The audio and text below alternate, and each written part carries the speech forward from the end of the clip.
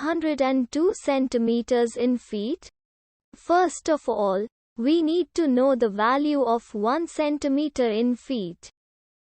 It's always 1 centimeter equals 0.03280839895 feet. Now we have to multiply 0.03280839895 by 202. Therefore, 202 centimeters times 0.03280839895 feet equals 6.6272965879 feet.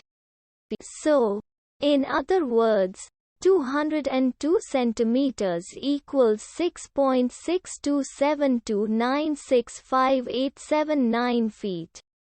We hope you have enjoyed this video. Please like and subscribe to our channel for more videos like this.